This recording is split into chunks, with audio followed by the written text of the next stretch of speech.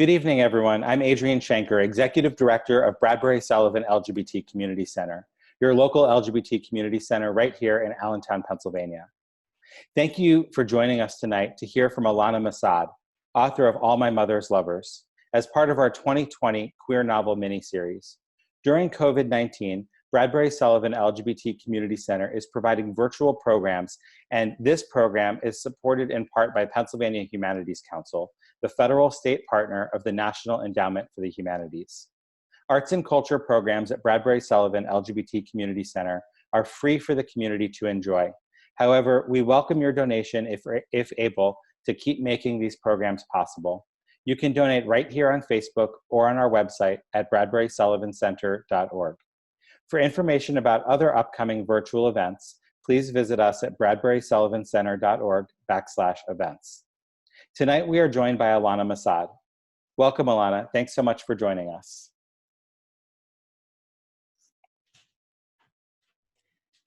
Thank you so much for having me. I really appreciate it. I actually have a connection to Allentown. I have a good friend who lives there. I've never gotten to visit, but hopefully in the future when our world changes once again, I would love to visit. So thank you for having me. It was such a pleasure to be invited and to sort of realize, oh, it's Allentown, where my friend is from. So I'm the author of All My Mother's Lovers, and I'm going to read the opening of the book and then the opening of the mother's section of the book, which will become clear sort of who that is in a moment. August 21st, 2017. Maggie is in the midst of a second lazy orgasm when her brother, Ariel, calls to tell her their mother has died. Don't pick up, Lucia says, the lower half of her face glistening. But Maggie doesn't listen. She lives for moments like this. Hello, brother. I am currently being eaten out. What are you up to? And when Lucia pulls her face away, peeved, Maggie leans up on her elbows and says, no, don't stop. But then she listens, and she sits up and pulls away from Lucia, tugs her knees close to her body, protective. She can feel her face turn stony, is sure the color is draining from it as her brother talks. She sees how she must look through her lover's shifting features, Lucia's eyes widening with concern, her mouth hanging open a little, chin still wet. Okay, Maggie says. She repeats it. Then, I'll text you my flight details. She doesn't say, I'm sorry, though she is, nor I love you, though she does. She can't think clearly enough to say the things people are supposed to say in such moments. Not because she's stuck. She isn't. She isn't even thinking about her newly dead mother, nor of the violence of her death, a car crash along a route she can picture well. Instead, Maggie is several steps ahead, thinking of the funeral, of who she needs to call, of what will happen to her father. She's thinking about whether they need to print programs, whether the synagogue will do that, and whether that's even really a thing or just something people do on TV. She's thinking about her planner, sitting in the kitchen, so far from where she needs it. Mags, you're scaring me, Lucia says. She's sitting very close to Maggie now, rather than between her legs, kneeling, her brown breasts hanging heavy, nipples grazing Maggie's knees. Where are you going? Maggie stays hunched into her phone, looking at flight options, prices, and times. Home, she says, and she leans forward to kiss Lucia, whose lips look especially swollen, though it's just that her lipstick is smeared despite its no smear promise. You've got a smudge, she says, and thumbs it away. My mom died. What? Maggie tends to shriek when she's surprised, but Lucia goes soft and still. It makes people lean forward to hear and somehow amplifies her presence. It's one of the things Maggie likes about her so much. Her solidness, the space she takes up without trying. Babe, your mom? Yeah, Maggie says, lowering her eyes to her phone again. A tree crashed into her car. Can you hand me my wallet? But Lucia pulls the phone out of her hands instead. Hey! Lucia holds Maggie's face in cupped palms, looking into her eyes like she's trying to find something there, something that isn't. I think you're in shock. No, I'm not. Maggie jerks her head away and gets up. Fuck it, it'll be easier on the laptop. She grabs her underwear from the ground, pulls on the baggy Babadook t-shirt she wears to sleep, and walks out to the living room where her laptop is still hooked up to the TV, paused on the credits of the documentary she and Lucia had been watching. It's Monday already, the night having turned early morning without her realizing. She needs to compose an email to her boss to explain why she won't be at work for a few days. She needs to call her dad. What can I do? Lucia has followed her, still naked, and hands Maggie the wallet she left in the bedroom on the chain she keeps attached to her jeans. Maggie doesn't know what to say because she doesn't know what Lucia can do. Her mother has never died before. She's never before had a girlfriend for this long, this many months in a row. She doesn't know what having a person help her in this intimate way should look like. She can't ask Lucia to call her dad for her. She can't ask Lucia to look up flights for her. She can't ask Lucia to figure out how to get a hold of the will and whether her parents still have the same lawyer now as they did a decade ago, a plucky blonde woman named Janice, whom Maggie had the displeasure of meeting when she got arrested for smoking pot at age 17. She isn't even sure what she's told Lucia about her mother, whether they've really talked about their parents. It seems they've been too busy fucking the life out of each other for most of the past 5 months. When Maggie's foot begins to fall asleep, she realizes how long she's been sitting with it underneath her on the couch. The same position her mother always sits, an inherited trait, or maybe a picked-up habit. Sat, she thinks, the same way her mother sat. The tense change feels like a fist around Maggie's esophagus, its permanence making the edges of her vision cloud. But no, she can't fall apart yet. There are practicalities to attend to. She's been staring at flight options for far too long, switching to another tab and Googling how to plan a funeral fast and Jewish funeral and what to do when your mom dies. She pulls her credit card out of her wallet, inputs the numbers. The tips of her fingers are numb. A mug of tea appears next to the laptop, not steaming, which is good because Maggie can't drink anything hot. She usually puts an ice cube in her tea to avoid needing to wait 15 minutes before drinking it. Lucia must have seen her do this, or maybe it's been that long already. Here you go, babe, Lucia says and sits on the couch next to Maggie, her hip, now underpantsed, her torso t-shirted, pressed close. Did you find a flight? Yeah, in the morning. We should get a few hours of sleep before I drive you to the airport, Lucia says. Come on, let's go to bed. You're driving me? Maggie looks up from an unhelpful listicle of 10 things no one expects when losing a parent. Lucia's irises are usually 2 different shades of brown, one deep and rich, and the other golden in the light, almost like an eagle's eye. In the shadow of the dark living room and the glow of the laptop screen, they just look black, as if all pupil, like on the night she and Maggie met, both of them on Molly and dancing to EDM at an overpriced warehouse party. Of course. I mean, if you don't want me to, I won't, but I'm here, babe, Lucia says. Maggie wants her to. She also doesn't. This is not where they're at yet. This is what she usually considers too real. This is when she bails. Look, she starts, but she can't go on. And so she doesn't say that Lucia doesn't have to, or that she should leave, or that Maggie wants to be alone, because it isn't true. She doesn't want to sleep alone, if she can even sleep. She wants Lucia's teddy bear warmth. She exhales. Okay.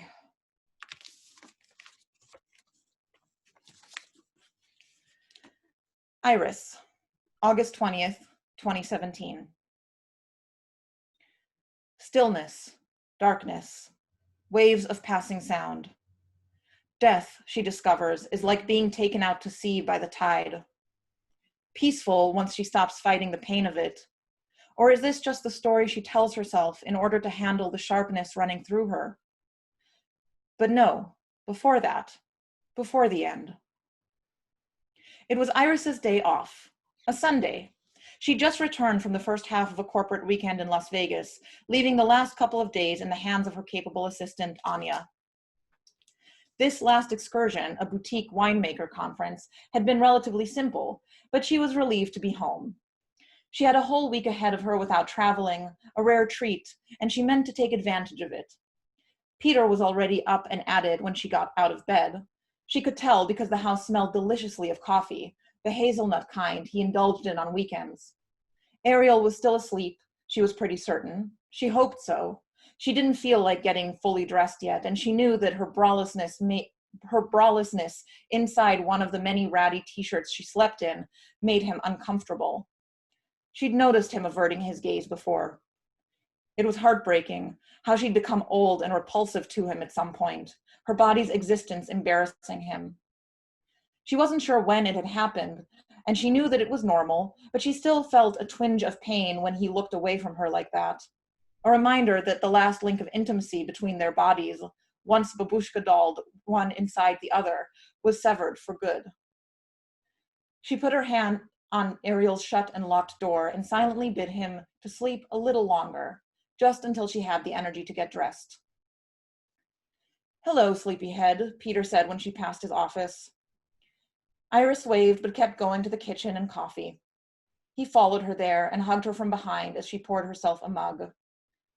"Oomph," she said, elbowing him to let her go, and got the milk from the fridge. He put his hand up, surrendering with a grin. "It's Sunday, and it's morning. Stop being so perky," she groaned at him. But she didn't mean it. This was Peter, and she loved how unfairly upbeat he was. "What are you up to today?" he asked.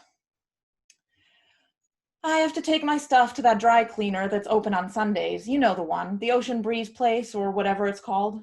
Other than that, I'm going to relax a bit. Oh, and volunteering tonight," she said, offhand, though of course she hadn't for a moment forgotten about it. "Ah, yes, my wife the do-gooder," Peter said. "Well, I hope you can relax in my office at some point. I'd love a nap on the chaise with you." Iris palmed his cheek before hugging him. She reveled in the way his arms squeezed her torso just a little too hard, anchoring her. She'd been gone only 3 days, but still, it was always so good to be home. Thank you so much.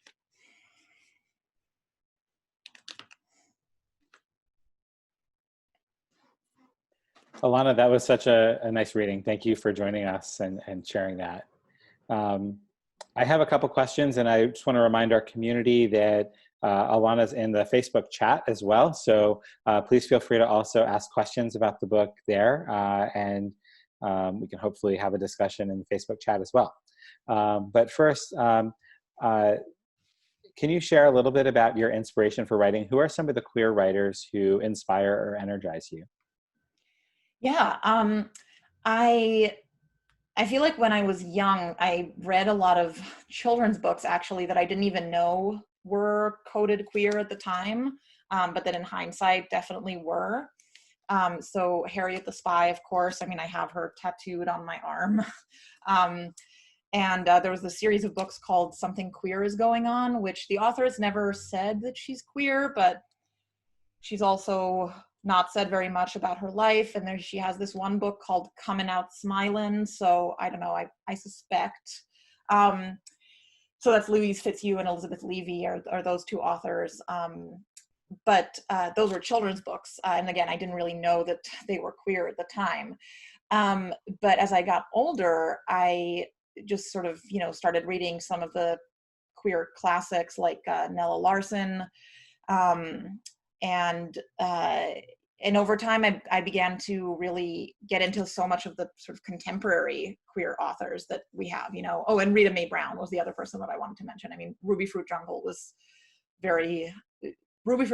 and both Quicksand and Passing, for different reasons. Both of those are by Nella Larson, were just did a lot for me when I was in college and sort of really getting to see queer literature for the first time in a way that I was very aware of. But I mean, right now, I feel like I get to have so much queer literature around me, so much contemporary queer literature that I find just very, very exciting.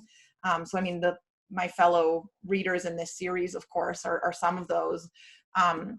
And Brandon Taylor, who I did an event with recently, Kristen Arnett, Garth Greenwell, Nicole Dennis Ben, Alexander Chi, Rebecca Frumkin, Brittany Newell, Rhea Mukherjee, Laura Bogart, Rowan Hisayo Buchanan, Carmen Maria Machado, Helen Oyeyemi, Jacob Guajardo, and this is such an incomplete list. You know, these are just some of my contemporaries. There's so many more. River Solomon is another. So there's so many amazing queer authors working now, and I just find it really inspirational to sort of be among them these days. All My Mother's Lovers deals with some themes around the ways that the things we expect or the things we think we know about people in our lives.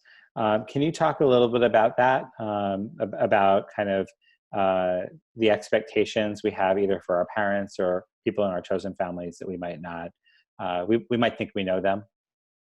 Yeah, I mean, I think that there's something about sort of the human condition in general, right? That is, we can try to know people and we can try to know one another and we can love one another very deeply. And that doesn't always mean that we understand where other people are coming from, even if we want to.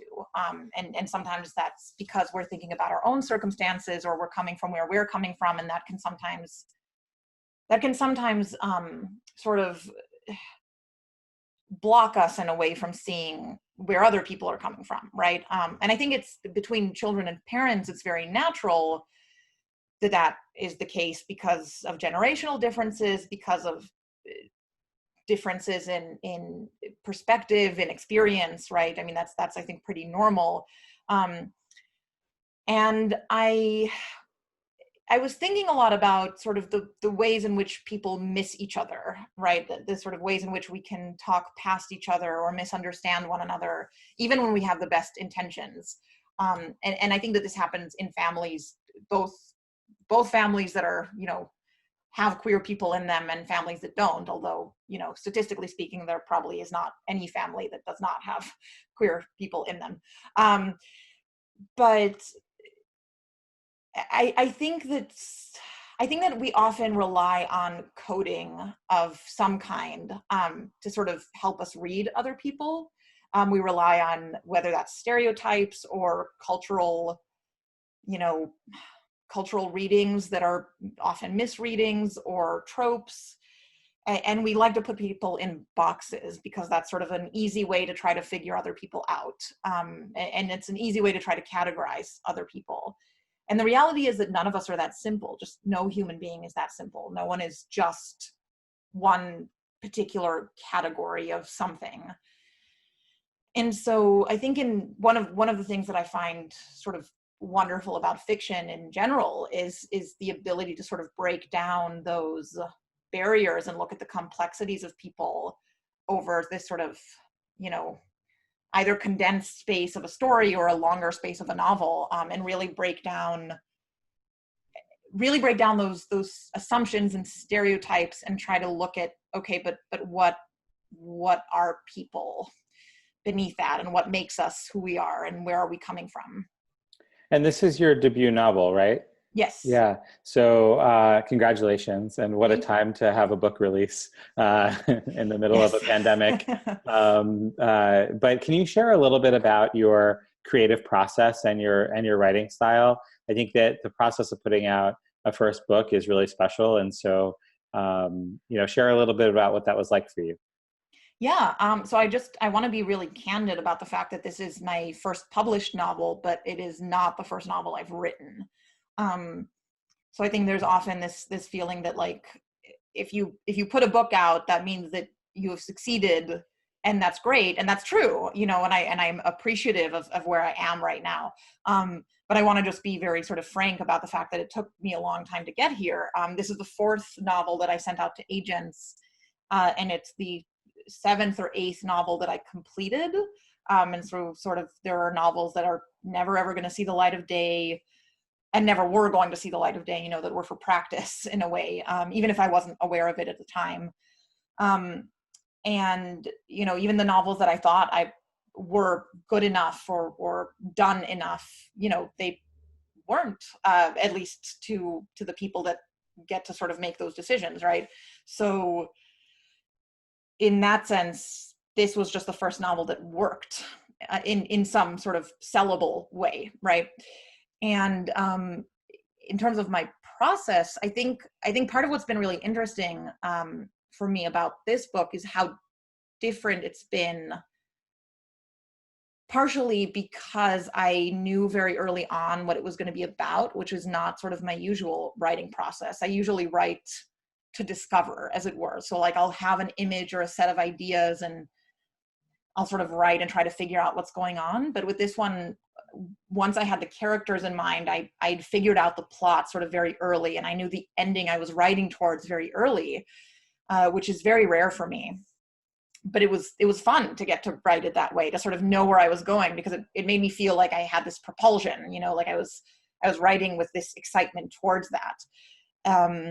But I have found that the process of writing every novel that I have written, including this one, has been an entirely different thing. And the novel that's sort of percolating in my mind now, that is hopefully the next thing that I'm going to write, is also already totally different in the way that I'm working on it than how I was working on this one. So I think I don't know that my process is sort of the same for everything that I write. It seems to change drastically depending on what it is that I'm working on. Well, we certainly hope we can host you in person for your next book release I would when love you're on that. book Thank tour you. then. Hopefully there's no more pandemics that get in the way. Here's hoping. We can all hope. You know, for a first published novel, it's a highly anticipated new release, and you've gotten some great reviews and press already. So congratulations. Thank Can you. you hold the book up for us again? Just so, Absolutely, yes. And if you can just also share like what you hope to accomplish with this book, like what, now that it's being released into the wild, what do you hope the book does for the literature and the people who read it? Gosh, well, for the people who read it, I hope that it, I hope it makes them feel something. I hope that it sort of gives readers some kind of mirror or window, and that it moves them in some way. I think as a reader, that's what I love most about reading, is being moved in some way by what I'm reading. And in terms of what I hope it can accomplish, oh gosh, I feel like that's such a big question, and I have no idea. Just maybe that we can keep just another queer book for the canon of queer books that is out there and that can continue to be out there. And so first off, we want to thank you, Ilana, for being part of the Queer Novel miniseries. And I just want to let folks know a couple things again. So first, we have so many virtual events at Bradbury-Sullivan LGBT Community Center. We know that this time is very hard for everyone. And maybe one of the few silver linings is that there is great cultural content available virtually. And we're proud to be an organization that's providing some of that content for the Lehigh Valley, and for anyone else that wants to tune in. So lots of events virtually are available on our website, bradburysullivancenter.org/events. Again, our events are free, and we're so glad you're here. For those who are in a position to donate, we want to remind you that the events are made possible because of donors like you. So donations can be made on Facebook or on our website, bradburysullivancenter.org. And of course, today's event was sponsored. It was funded in part by a grant from Pennsylvania Humanities Council, and we're so thankful for to be the recipient of one of their pop-up grants for cultural producers that came up as a result of COVID-19, making sure there were virtual programs for Pennsylvania communities, including the LGBT community. And finally, at a book talk, typically there's an opportunity to, buy the book. So, we partner throughout the year with Let's Play Books and Emmaus, a wonderful independent bookstore. And we also have a link in the chat to be able to purchase the book from bookshop.org, where a percentage of the book goes to local bookstores, and also a percentage comes back to support Bradbury-Sullivan LGBT Community Center. So if you'd prefer to buy the book online, that's a place. We want to encourage you to, if you'd like to buy this book, to buy it from wherever you feel most comfortable getting books from. And we certainly always encourage supporting local whenever possible. So thank you for joining us. And Ilana, thank you for joining us. And we're hopeful to have many more programs for the community coming soon. Thanks. Thank you so much.